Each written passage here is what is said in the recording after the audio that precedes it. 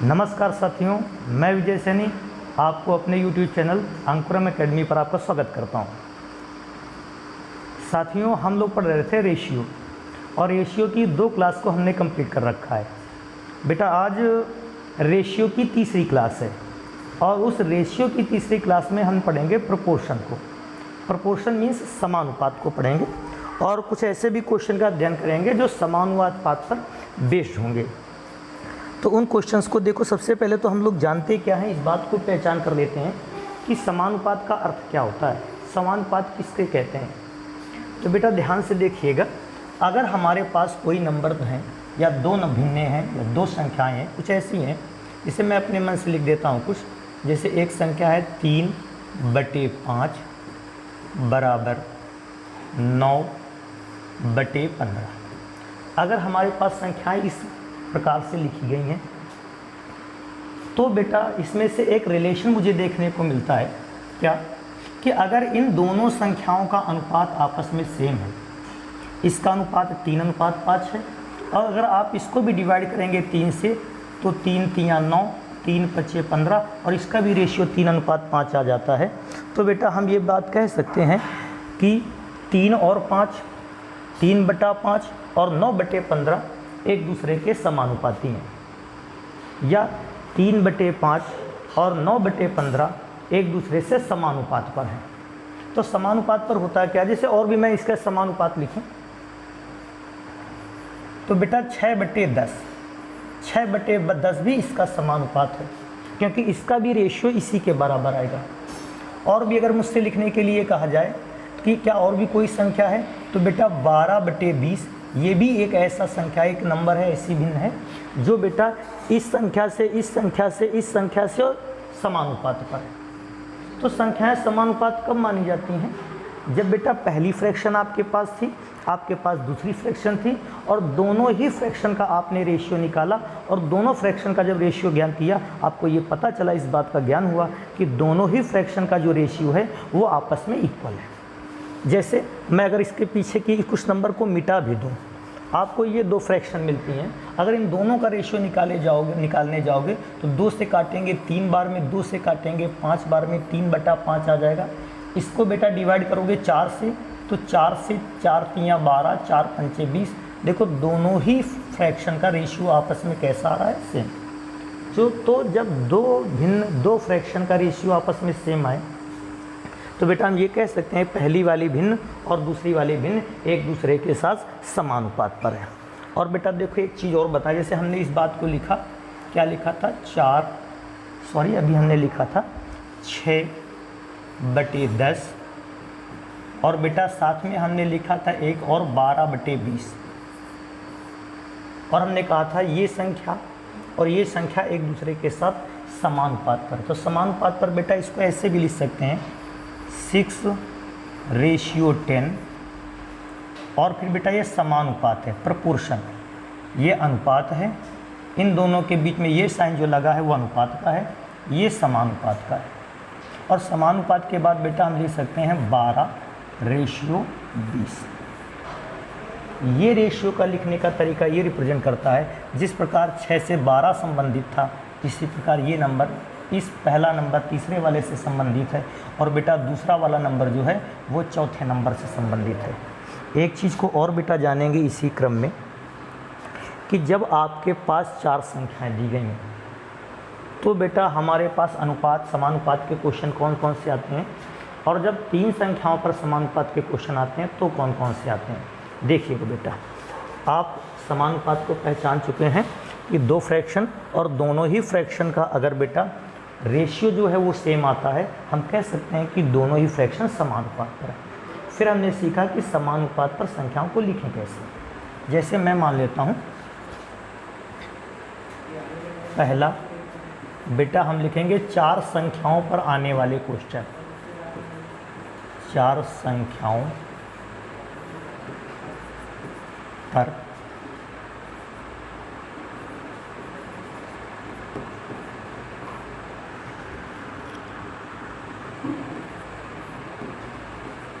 पूछे जाने वाले प्रश्न। पहले तो बेटा हमें वो 4 संख्याएं मान लेनी चाहिए अपनी तरफ से। हमें अपनी ओर से बेटा वो 4 संख्याएं मान लेनी चाहिए। जैसे उन 4 संख्याएं कौन सी हैं? जैसे हमको बताया गया ए और बी का रेशियो बराबर है सी और डी के रेशियो को। तो बेटा हम इसको लिख कैसे सकते हैं? हम इसको लिख सकते हैं A ratio B proportion C ratio D, इसको ऐसे ले सकते हैं। और बेटा जो वो 4 संख्याएं आपके पास होती हैं उसमें से नॉर्मली मैंने ये देखा है कि आपको 3 संख्याएं दी होंगी, एक का प्रोपोर्शन पूछा जाएगा। 3 संख्या आपको क्वेश्चन में देंगे और चौथे का प्रोपोर्शन, चौथे के लिए वैल्यू की डिमांड की गई होगी।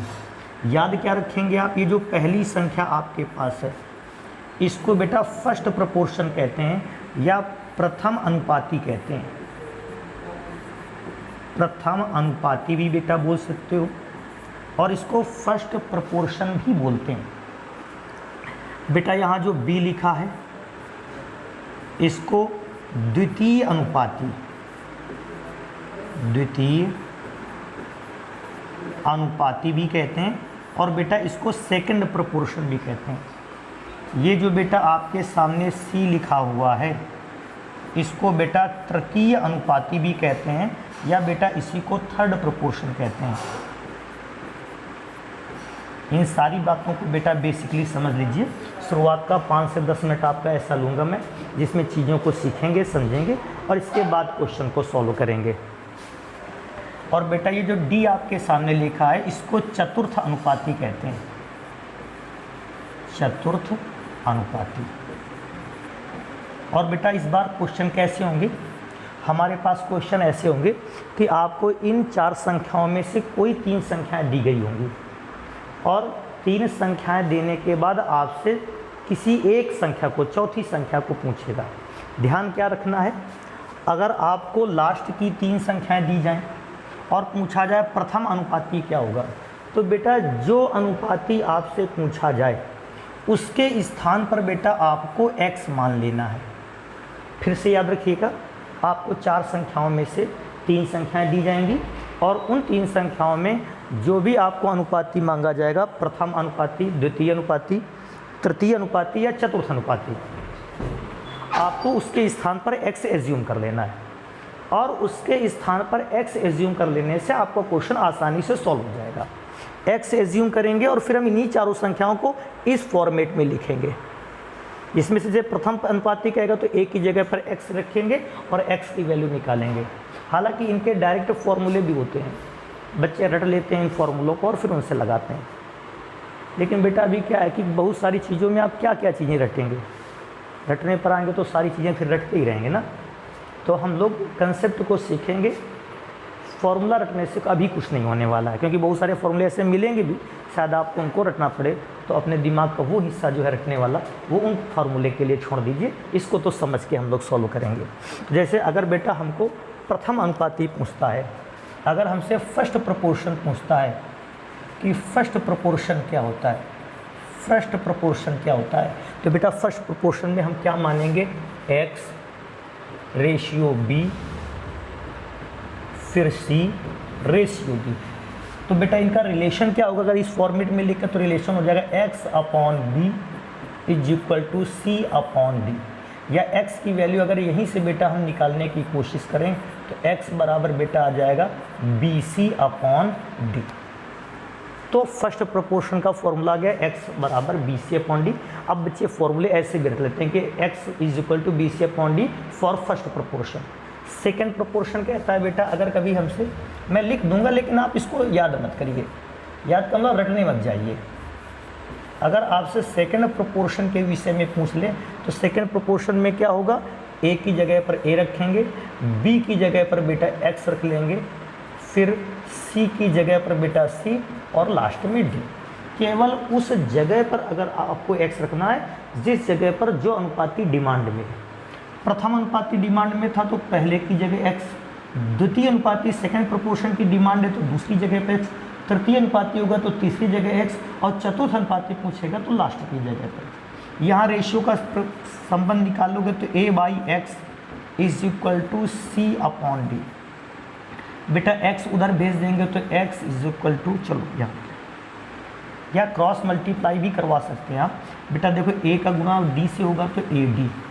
एक और चीज़ x भाग में उधर जाएगा गुणा में, c गुणा में नीचे आ जाएगा, काय में हो जाएगा भाग में। ये सेकंड प्रोपोर्शन का फॉर्मूला बन जाएगा, आप सॉल्व कर सकते हैं आसानी से।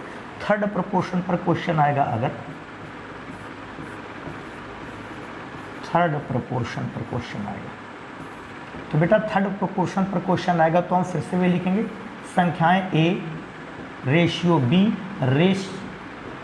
प्रोपोर्शन c रेशियो d होता था, तो c की जगह पर x, क्योंकि थर्ड प्रोपोर्शन की डिमांड की गई है लास्ट में भी। बेटा यहाँ से अगर रिलेशन निकालोगे तो a upon b is equal to x upon d। बेटा देखो क्रॉस मल्टीप्लाई कराओगे तो ध्यान से देखो d यहाँ पर मल्टीप्लाई कर लेगा तो आ जाएगा x is equal to AD upon में बेटा क्या रहेगा b। ऐसे ही बेटा अगर आप चाहें तो फोर्थ प्रोपोर्शन निकाल लें, लेकिन मैं क्या समझता हूँ इतने फॉर्मूलों पर परेशान होगे जाके लिखोगे आंसर वही लाएंगे। तो हम लोग इस चीज़ को याद रखेंगे कि जो भी प्रोपोर्शन हमें चाहिए होगा वो प्रोपोर्शन की जगह पर हम x मान लेंगे। 4 प्रोपोर्शन है ABCD, जो भी चाहिए, प्रथम चाहिए तो प्रथम की जगह x, द्वितीय चाहिए तो दूसरे की जगह x, तृतीय प्रोपोर्शन चाहिए तीसरे की जगह, चतुर्थ चाहिए या चौथा चाहिए तो बेटा हम उसकी जगह x मान लेंगे। एक और चीज़ को बेटा यहाँ तैयार करेंगे, ये तो वो नंबर हो गया या ये वे क्वेश्चन हो गए जब 4 संख्याओं पर प्रश्न पूछा जाए। बेटा अगर आपसे 3 संख्याओं पर प्रश्न पूछा जाए, 3 संख्याओं पर आधारित,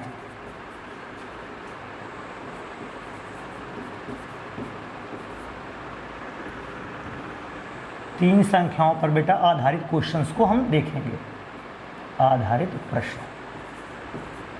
तो बेटा 3 संख्याओं पर अगर आधारित क्वेश्चन आएंगे तो उसमें से बड़े देखो होगा क्या, प्रोपोर्शन के लिए संख्याएं 4 ही चाहिए होती हैं।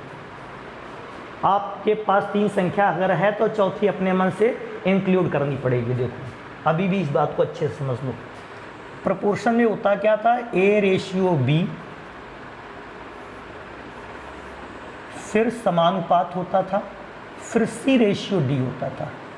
बेटा अगर रेशियो 3 भी कह रहा है तो एक बात को बहुत अच्छे से समझ लीजिए, रेशियो समानुपात निकालने के लिए, प्रोपोर्शन निकालने के लिए संख्याएं 4 ही लगेंगी। आपके पास 3 संख्याएं देगा तो भी 4 संख्याओं की जरूरत पड़ेगी, रिलेशन ऐसे थोड़ी निकलेगा। तो उस रिलेशन को समझने के लिए हम करेंगे क्या, 3 संख्याओं में क्या करेंगे, एक संख्या को छोड़ देंगे। अब संख्याएं 3 हो गई तो कहता है कि सर जी आपने तो कहा था कि 4 संख्या जरूरत पड़ेगी। बिल्कुल बेटा, हम इस बीच वाली संख्या में यहाँ पर स्थान पर भी क्या लिख देंगे, b ही लिख देंगे। तो जब भी कभी 3 संख्याओं पर क्वेश्चन आ जाए तो A B, तीसरी संख्या B कर दो, चौथी संख्या D हो गई। अब कुछ बच्चों का ये मानना है या उनके मन में ये बात आ रही, सर जी ये A क्या है, मैं कहूँगा बेटा ये प्रथम अनुपाती है, प्रथम अनुपाती या फर्स्ट प्रोपोर्शन इसको कहते हैं। बात आती है D क्या है, कुछ बच्चों के मन में ये बात आती है, कहता है सर जी ये लास्ट वाला क्या है, ये चतुर्थ अनुपाती है। नहीं बेटा, ये तृतीय अनुपाती है, तृतीय अनुपाती। या आप इसको चतुर्थ अनुपाती कहना भी चाहो तो मुझे नहीं लगता कि कोई खास फर्क पड़ता है। बस बात आती है सर जी ये द्वितीय हो गया, ये तृतीय हो गया, ऐसा कुछ होगा क्या, या इसको तृतीय ना लिखकर अंतिम अनुपाती लिख दो, ये ज़्यादा बेटर रहेगा। अब बात आती है द्वितीय अनुपाती, ये तृतीय अनुपाती। नहीं बेटा, ये दोनों जो हैं इन दोनों को ही मध्यानुपाती कहते हैं, मध्यानुपाती। इस बात को अच्छे से रखना, ऐसा नहीं याद कर लेना कि इसको द्वितीय तृतीय अनुपाती कहते हैं। बेटा द्वितीय तृतीय अनुपाती तो सेम है, और सेम होने के कारण ही इसको हम मध्यानुपाती बोलते हैं। भाई ये संख्या अलग अलग थोड़ी है, एक ही है संख्याएं। अगर ये b है तो ये भी तो b है। संख्याएं सेम होने पर मैं इस बात को जानता हूँ कि अगर संख्या अलग अलग होती, मैं सोचता कि नंबर अलग अलग हैं, सेम संख्याएं, इसको मध्यानुपाती कहते हैं। क्यों? क्योंकि ये प्रथम और लास्ट की कहाँ आया है, मध्य में आया है। एक बात और याद रखिएगा, इसमें अगर रेशियो का हम वो फॉर्मूला अप्लाई कर दें प्रोपोर्शन वाला, तो बनता है A/B बराबर B अपॉन D। अब मैं क्या सोचता हूँ, एक काम और कर लीजिए, अब D को हटा लें, बेचारे D को थोड़ा रेस्ट दे दें और यहाँ पर C कर लें। A B C 3 संख्याओं पर हो गया क्वेश्चन। तो B/C हो जाएगा। बेटा इसमें से ज़्यादातर क्वेश्चन मध्यानुपाती का पूछा जाता है, तो मैं आपको ये सजेस्ट करूँगा कि मध्यानुपाती का फॉर्मूला एक होता है, इसको तैयार कर लें। तो फार्मूला यहीं से तैयार होगा। अगर मध्यानुपाती पूछा जाएगा तो आप b का वैल्यू निकालना चाहते हैं, या आप चाहो तो b की जगह x रख दो तो x की वैल्यू निकालना चाहते हैं। तो मध्यानुपाती होता है क्या, क्रॉस मल्टीप्लाई कराओगे तो हो जाएगा b² = AC, या b = AC। ये फॉर्मूला होता है। ये फॉर्मूला आप डायरेक्ट याद रखें, मध्यानुपाती का होता है, मध्यानुपाती। ये बेटा कुछ इन्फॉर्मेशन थी मेरे पास जो मैंने सोचा आपको दे दें, और इसी इन्फॉर्मेशन के बल पर हम बेटा आज के क्वेश्चंस को सॉल्व करेंगे। तो चलिए क्वेश्चन को सॉल्व करते हैं। मैं उम्मीद करता हूँ आपको ये समझ में आ गया होगा। ये जो फर्स्ट पेज में लिखी हैं चीज़ें ये भी, और जो सेकंड पेज में लिखी हैं चीज़ें वो भी। तो आप चाहते इस सेकंड पेज में तो जैसे आपको मध्यानुपाती में निकालना था तो आप b को x भी मान सकते थे, कोई फ़र्क नहीं पड़ता। b को x मान लेते तो बेटा x² = AC हो जाता और x = √AC हो जाता। सेम फॉर्मूला बनता, कोई परेशानी थी नहीं। चलिए नेक्स्ट क्वेश्चन पे चलते हैं। जैसे हमारा पहला क्वेश्चन है, इसको थोड़ा देर बाद कर लेंगे, पहले अगले क्वेश्चन पे चलेंगे। लिखा है 15 और 24 का तृतीय अनुपाती क्या है, थर्ड प्रोपोर्शन क्या है। तो बेटा आपको 15 और 24 का तृतीय अनुपाती दिया गया है। संख्याएं कितनी दी गई हैं, 2, और तीसरा वाला अनुपात निकालना है, मतलब ये इस वाली कैटेगरी से है, A/B समानुपात B/C, इस कैटेगरी से, जिसमें से 15 और 24 का तृतीय अनुपात दिया गया है। मतलब ये या तो पहली संख्या है 15 और दूसरी संख्या जो है वो कितनी है 24। तो B तो ये भी है, तो ये भी 24 लीजिए। आपको वैल्यू किसकी निकालनी है, C। आप चाहें तो C ही लिखा रहने दें, जब मैंने कहा था जो संख्या निकालनी है उसको x मान लें। बेटा फॉर्मूला लगाओगे तो फॉर्मूला क्या होता है, A/B। अब बेटा वो लगाने का समय नहीं है, डायरेक्ट वैल्यू लिखो, 15/24 = 24/x, ऐसे लिख सकते हैं। बेटा इसको सॉल्व करेंगे आप तो 5 से काटिए, 5 × 3 = 15, और 3 से काटिएगा, 3 से काटेंगे तो 3 × 5 = 15, और 3 से इसको काटेंगे, 3 × 8 = 24। क्रॉस मल्टीप्लाई कराएंगे तो x = 24 का 8 से गुना हो जाएगा, 24 × 8/5। बेटा इसका गुना कर लेते हैं, तो बेटा 8 चौके 32 का 2, और बेटा 3 बच गया हमारे पास, 8 दूना 16 और 3 19, 192/5। बेटा 192/5 अगर देखा जाए लास्ट में 2 बन रहा होगा, 192 लास्ट में 2 बनेगा, तो लास्ट में 2 तो यहाँ भी बनेगा, लास्ट में 2 यहाँ बनेगा। सॉल्व करना ही पड़ेगा बेटा, तो सॉल्व करेंगे तो बेटा 5 से 19 को भाग देंगे तो 5 × 3 = 15, 15 के बाद 4 बचा, 5 × 8 = 40, 2 बच गया, 2/5, 38 से ही 2/5। बेटा 38 सही 2/5, ये जो आपका ऑप्शन नंबर फर्स्ट है ये वाला करेक्ट हो जाएगा। तो आपसे जब भी कभी पूछा जाए 2 संख्याएं दी थी, मतलब तीसरी निकालनी होगी, 3 संख्याओं वाला फॉर्मूला लगेगा। और 3 संख्याओं वाला फॉर्मूला मेरे पास देखो कौन सा था, ये था 3 संख्याओं पर आधारित क्वेश्चन। अंतिम या तृतीय अनुपाती उसने पूछा था, तो तृतीय अनुपाती का मतलब है लास्ट वाली संख्या। भाई 3 संख्याओं पर आधारित क्वेश्चन तो लास्ट वाला ही पूछा गया। नेक्स्ट पे बेटा आ जाएंगे, अगला लिखा है 3 और 27 का मध्यानुपाती। बेटा ये मध्यानुपाती लगेगा, आप चाहें तो लिख सकते हैं 3 और 27 का मध्यानुपाती। मध्यानुपाती कहाँ होगा, बीच में ही तो होगा। आप कहोगे सर ये बी कहाँ से आ गया, आप ले आए। बेटा मध्यानुपाती में आप ऐसे ही तो मानते थे A/B/C, तो A और C का मध्यानुपाती इस बार पूछ रहा है हम लोगों से। बेटा सवाल को अगर सॉल्व करेंगे तो आपको एक बात पता होगी, B² = AC होता था इसका फॉर्मूला, या ऐसा नहीं होता तो डायरेक्ट आपने तैयार किया था, B = √AC। संख्याएं क्या होती हैं, A/B/C, AC का मल्टीप्लाई करेंगे बेटा, तो आप ध्यान से देखिए, A का मान 3, C का मान 27, 3 और 27 का मल्टीप्लाई होता है 81 का वर्गमूल बेटा 9 होता है। ऑप्शन नंबर डी आपका बेटा करेक्ट हो जाएगा। अगले क्वेश्चन पे चलते हैं। लिखा है 5, 6 और 8 का चतुर्थ अनुपाती आपको चाहिए। चतुर्थ अनुपाती का मतलब है बेटा 3 संख्याएं दी हैं, चौथी मांगी है, फॉर्मूला 4 संख्याओं वाला लगेगा। 4 संख्याओं वाला मैं आपको याद दिलाऊं, संख्याएं क्या होती थी, ए बी सी और डी, ये संख्या। चतुर्थ अनुपाती चाहिए था, मतलब डी की वैल्यू को हम यहाँ क्या मानते थे, एक्स। और बेटा संख्याएं कितनी हैं, 5 6 8, और बेटा जो डी हमारे पास था उस डी को हम क्या मानते हैं, एक्स। तरीका जो हमारा था formula A upon B C upon D लगाएंगे बेटा, तो ए अपॉन बी की value 6 is equal to C upon D की वैल्यू है एक्स। ऐसे निकाल सकते हैं बेटा। इसको सॉल्व कर लेंगे थोड़ा सा। अगर सॉल्व करेंगे तो मैं तो कहता हूँ क्रॉस मल्टीप्लाई कराइएगा, तो 5 का गुना x से होगा तो 5x, और बेटा 8 छंग 48, 48 बेटा 5 से 48 को अगर डिवाइड करेंगे तो 9.6 आ जाएगा। x is equal to 9.6 divide करके देख लीजिए, ऑप्शन नंबर सेकंड बेटा ये करेक्ट होगा। अगले क्वेश्चन पे चलते हैं। लिखा है 5 8 और 30 का चतुर्थ समानुपाती चाहिए। बेटा चौथा समानुपाती चाहिए, the fourth proportion of 5 8 and 30 is. बेटा फिर से वही चीज़ पर आ जाइए, 4 संख्याओं वाला सवाल है, तो ए बी सी और डी संख्याएं मानते थे। हमें पहली संख्या पता है 5, दूसरी पता है 8, तीसरी पता है बेटा 30, और चौथा चाहिए उसको x मानेंगे। सूत्र होता था a upon B, a upon B का मतलब है 8 इज इक्वल टू, क्वेश्चन होता था c अपॉन डी। तो c अपॉन डी की जगह पर बेटा आपको अच्छे से पता है, आपने x लिखा है।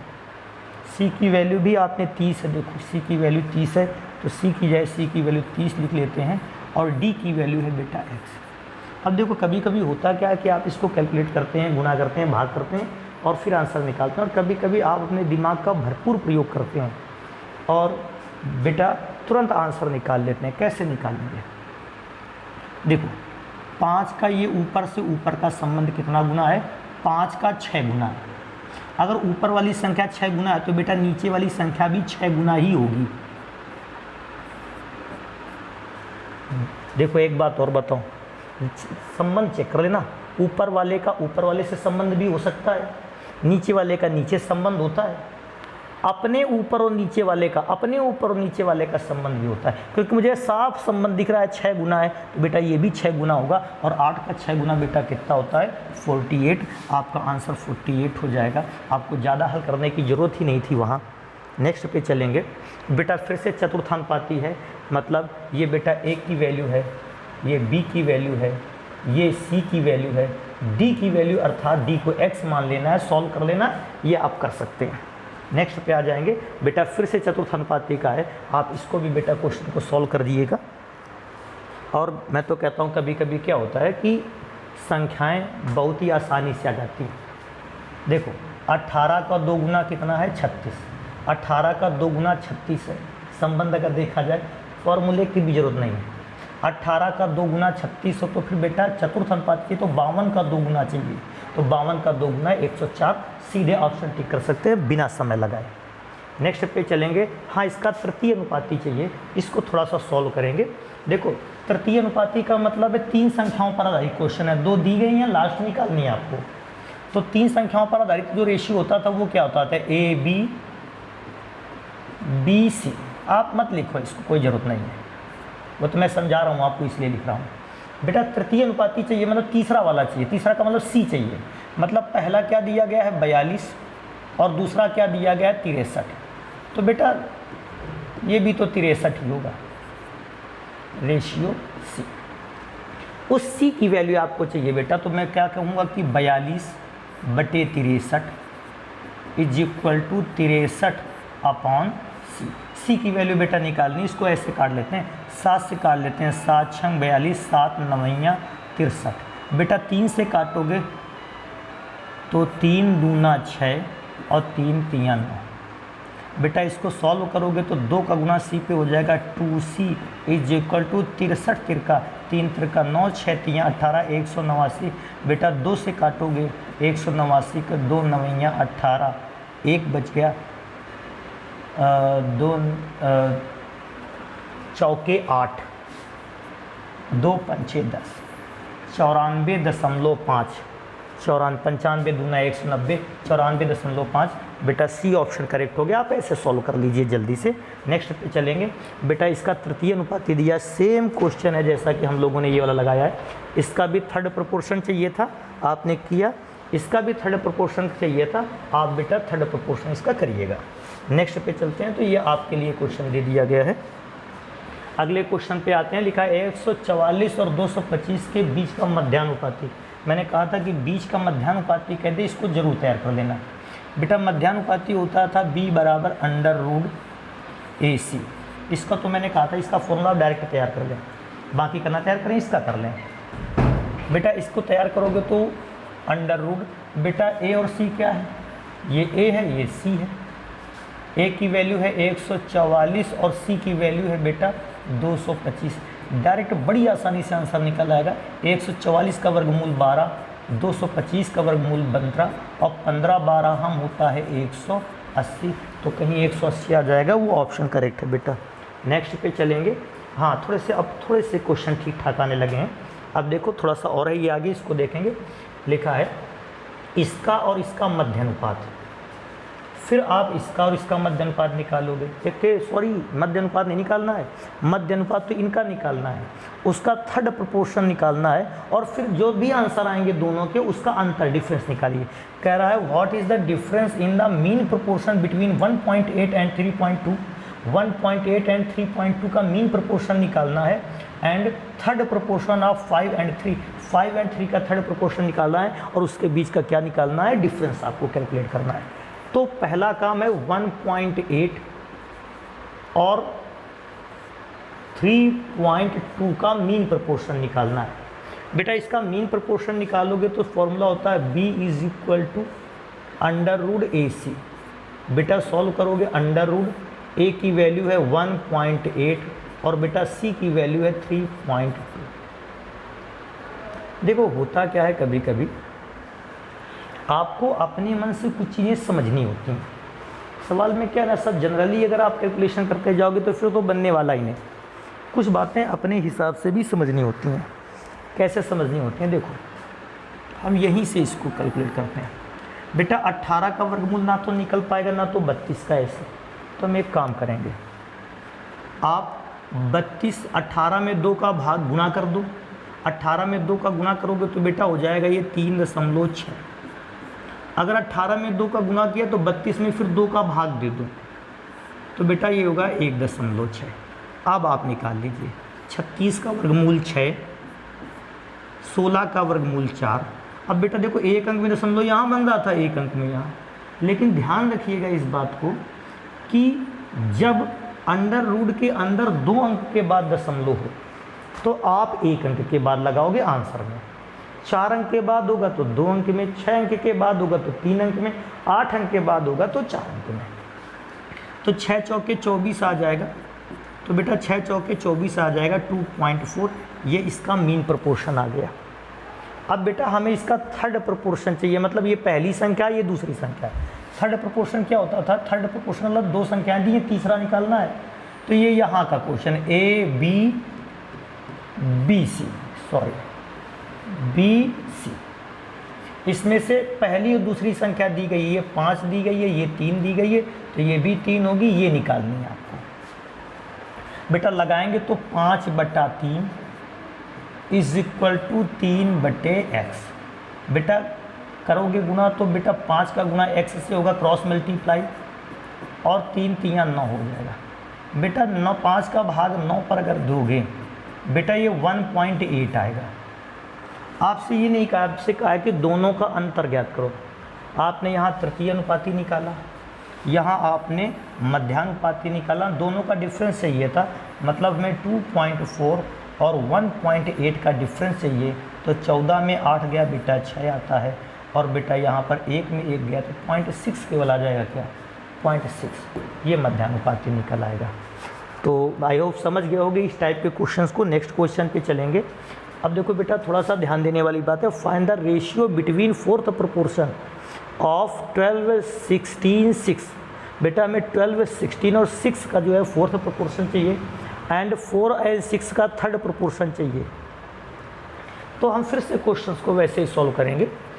हिंदी में पढ़ देता हूँ, 12, 16 और 6 का चतुर्थ अनुपात चाहिए। तो 4 चतुर्थ अनुपात का मतलब 4 संख्याओं वाला है। 4 संख्याओं में A, B, C और D होता था, जिनकी वैल्यू दी गई है 12, फिर 16, फिर 6 और लास्ट वैसे भी x मानते थे। और फिर 4, 6 का तृतीय अनुपाती, तो बेटा 4 और 6 का तृतीय मतलब तृतीय अनुपाती होता था, तो A, B, B, C होता था। इसको x मान लेंगे, सॉल्व करेंगे। देखो सॉल्व करोगे तो बेटा 12/16, फॉर्मूला A/B वाले से 12/16 इज इक्वल टू 6/x। आप इसको हल करने जाएंगे, आपकी इच्छा है जैसे हल करने की करिए, वरना मैं तो कहता हूँ कोई ज़रूरत नहीं है। बेटा यहाँ रिलेशन देखिए, 12 से 6 हो गया है, मतलब नंबर आधा कर दिया गया है, तो 16 का आधा बेटा कितना हो जाएगा, 8। तो यहाँ पे जो फर्स्ट ये संख्या का आंसर निकलेगा वो 8, मतलब इन 12, 16, 6 का जो चतुर्थ अनुपाती है वो बेटा 8 है। इसका तृतीय अनुपाती चाहिए, तो बेटा 4/6 इज इक्वल टू 6/x। आपका अगर आप रिलेशन निकालना चाहें उससे भी निकाल सकते हैं बहुत आसानी से। कैसे?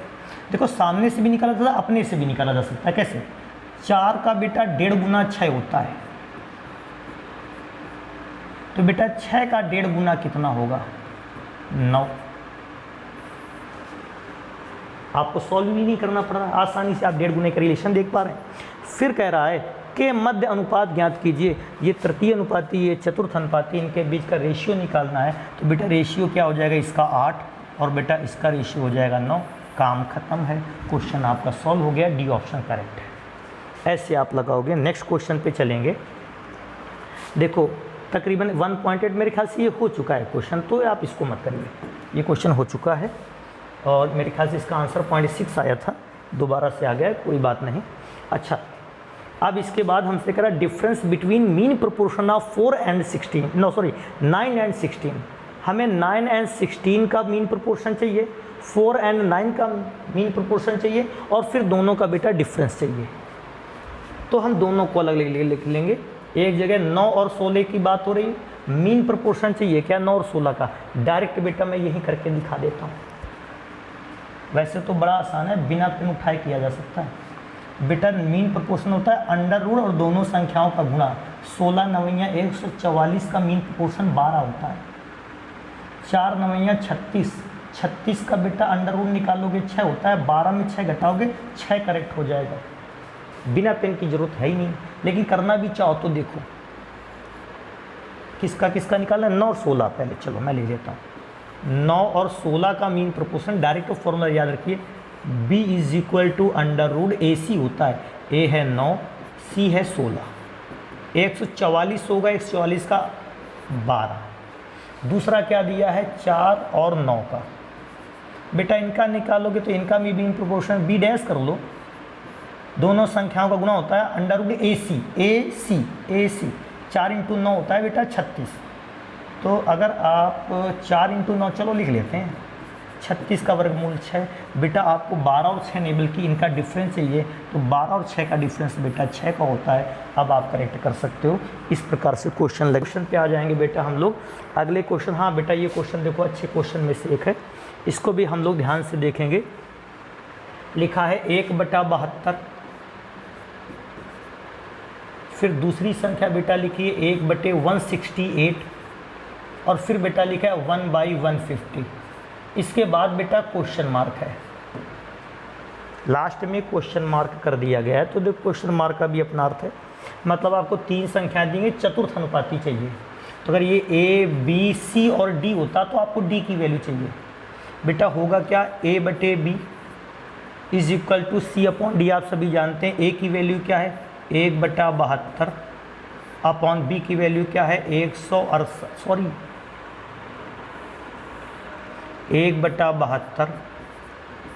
B की वैल्यू है 1/168।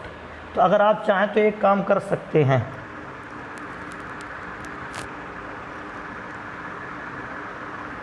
बेटा नीचे 1/168 निकालोगे तो ये तो पलट के गुना हो जाएगा, 168/1 हो जाएगा, बराबर C/D। C की वैल्यू है 1/150। अपॉन डी, डी देखो नीचे आता है ना, तो डी यहाँ नीचे लिख लूँगी। इसको सॉल्व करेंगे बेटा अगर, तो आप ध्यान से देख पा रहे होंगे। इसको हल कर लेते हैं। देखो क्रॉस मल्टीप्लाई, डी का मल्टीप्लाई 168 में 168 डी,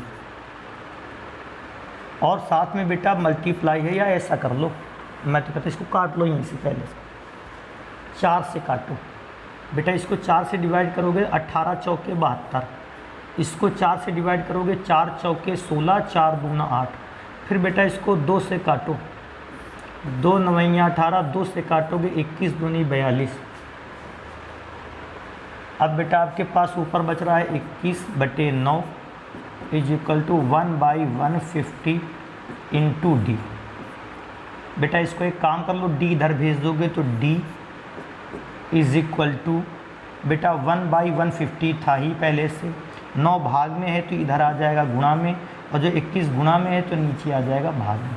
बस बेटा इसको सॉल्व कर लेना, 3 से काट दो इसको, 3 3 9, और बेटा इसको 3 से काटोगे 3 पंचे 15, 50 3 7 21। बेटा ऊपर 1 बच रहा है, नीचे 7 पंचे 35, 350। कहीं क्या ऑप्शन है? ऑप्शन नंबर डी बेटा इसका करेक्ट होगा। नेक्स्ट क्वेश्चन पे चलते हैं। देखो ये एक और क्वेश्चन दिया गया है, 2 क्वेश्चन और उनको करेंगे। ये क्वेश्चन दिया गया y x के अनुक्रमानुपाती है। y अगर x के अनुक्रमानुपाती है, मतलब बेटा y की वैल्यू का संबंध x की वैल्यू से। अगर y की वैल्यू दोबारा ले ली गई तो दोबारा भी ली गई वैल्यू x से रिलेट करेगी। अगर y अनुक्रमानुपाती है x के, तो इसका मतलब ये होता है कि y का रिलेशन x से है। अगर y दोबारा से लिया जाएगा तो फिर से उसका रिलेशन x के साथ हो जाएगा, क्योंकि पहली बार है तो आप y1 y2 कर सकते, y1 x1 कर सकते हैं, दूसरी बार है तो y2 x2 कर सकते हैं, समझने के लिए केवल। अब कह रहा है यदि x बराबर 42, अगर x का मान 42 है तो x1 का मान 42 अगर है, पहली बार x 42 है तो y उस समय 61 हो जाता है। पहली बार अगर x 42 है तो y हो जाता है 61। दूसरी बार अगर x 54 है, 54 है, तो कहता है बताओ फिर उस समय y कितना हो जाएगा। तो बेटा उस समय y हमें पता नहीं कितना हो जाएगा, बस बेटा आपको इसको सॉल्व कर लेना है। देखो सॉल्व करेंगे तो इसको काटेंगे सबसे पहले किससे का, 6 से, 6 7 42, 6 9 54।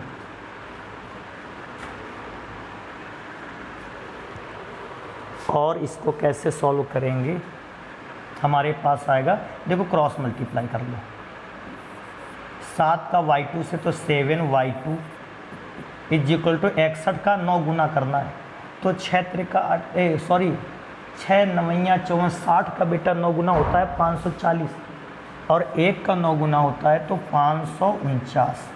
बेटा 7 से इसको काटोगे तो y2 इज इक्वल टू 7 7 49, 49 के बाद कितना बचता है 5, 7 8 56।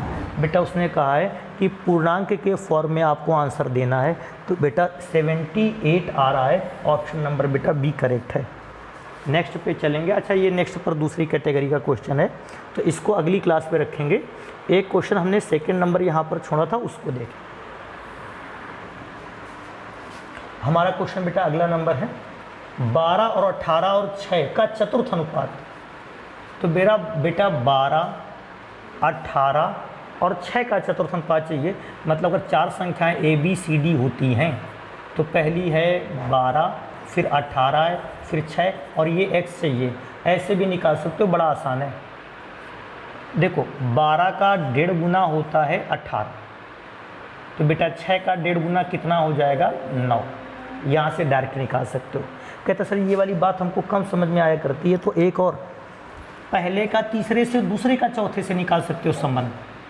12 का आधा होता है 6, तो 18 का आधा होता है 9। ऐसे भी x की वैल्यू निकल आएगी। तो ये x की वैल्यू कौन है, ये चतुर्थ अनुपात, ये 9 है।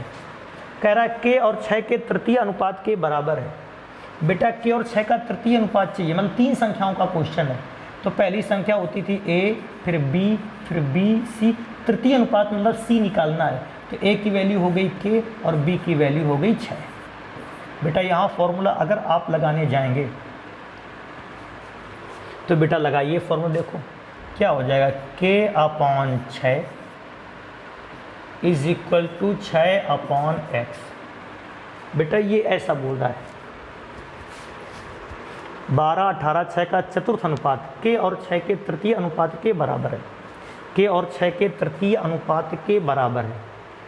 k और 6 के तृतीय अनुपात के बराबर है। चलो तो बेटा तृतीय अनुपात के बराबर, तृतीय अनुपात था क्या, x, इसका चतुर्थ अनुपात इसके तृतीय अनुपात के बराबर है। अगर बेटा इसका चतुर्थ अनुपात इसके तृतीय अनुपात के बराबर है, मतलब यहाँ पर क्या लिख देना चाहिए, 9। कहता है पहले वाले ग्रुप का चतुर्थ अनुपात दूसरे वाले ग्रुप के तृतीय अनुपात के बराबर है। तो पहले का चतुर्थ अनुपात 9 आया, तो दूसरे का तृतीय अनुपात x है। रख दीजिए बेटा x की जगह पर 9। चलो मैं यहीं से हटा देता हूँ x की जगह पर 9।